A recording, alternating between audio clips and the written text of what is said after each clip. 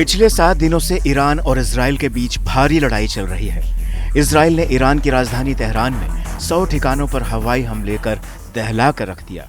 IDF ने दावा किया कि उसने ईरान के परमाणु ठिकानों को नुकसान पहुंचाया है, तो वहीं पलटवार करते हुए ईरान लगातार इजराइल पर लंबी दूरी की बैलिस्टिक मिसाइलें दाग रहा है।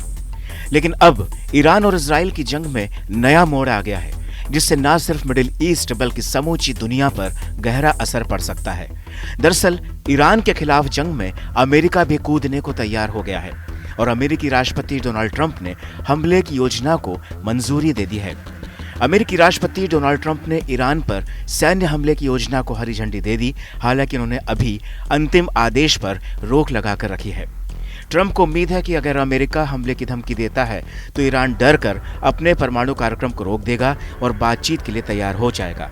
लेकिन अगर ऐसा नहीं होता है तो अमेरिका हमला करने के लिए तैयार हो चुका है। ट्रंप ने अपने सैन्य सलाहकारों के साथ एक बैठक भी की थी, जिसमें उन्होंने पूछा कि क्या अमेरिका के पास मौजूद 30,000 पाउंड वजनी बंकर बस्टर बम का इस्तेमाल ईरान की सबसे सुरक्षित फोर्डो परमाणु साइट को नष्ट करने के लिए किया जा सकता है। रॉयटर्स ने वॉल स्ट्रीट जर्नल की रिपोर्ट का हवाला देते हुए बताया कि ट्रंप ने हाल ही में एक अहम बैठक की। इस बैठक में मौजूद 3 लोगों ने बताया कि ट्रंप मानते हैं कि अगर अमेरिका इजराइल के साथ मिलकर हमला करने की चेतावनी देगा तो शायद ईरान पीछे हट जाएगा। ट्रंप की धमकियों का जवाब ईरान के सर्वोच्च नेता अयतुल्लाह अली खामनेई ने सख्ती से दिया है। उन्होंने साफ किया कि अगर अमेरिका इस लड़ाई में शामिल होता है तो उसे बहुत गंभीर नतीजे भुगतने पड़ेंगे। खामेनेई ने कहा कि ईरान कभी भी दबाव में नहीं आएगा और किसी भी अमेरिकी हमले का मुंहतोड़ जवाब देगा।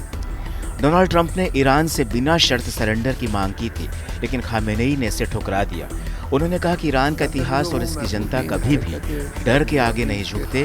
कोई भी समझदार इंसान ईरान से धमकी भरे लहजे में बात नहीं करता। वहीं अमेरिका ने खाड़ी क्षेत्र में अपनी सेना की तैनाती और बढ़ा दी है। अब तक ईरान में 450 से ज्यादा और इजराइल में 24 लोगों की मौत हो चुकी है। एक मानवाधिकार संगठन का कहना है कि इजराइल के हमलों में ईरान में कुल 639 लोग मारे गए, जबकि 1329 लोग घायल हुए हैं। रूस के राष्ट्रपति व्लादिमीर पुतिन ने कहा है कि वो इस बढ़ते तनाव को लेकर इजराइल और अमेरिका के संपर्क में हैं। पुतिन ने कहा कि अब समय आ गया है कि दोनों देशों के बीच शांति का रास्ता निकाला जाए, एक ऐसा समाधान जो इजराइल की सुरक्षा और ईरान के हितों दोनों को ही ध्यान में रखे।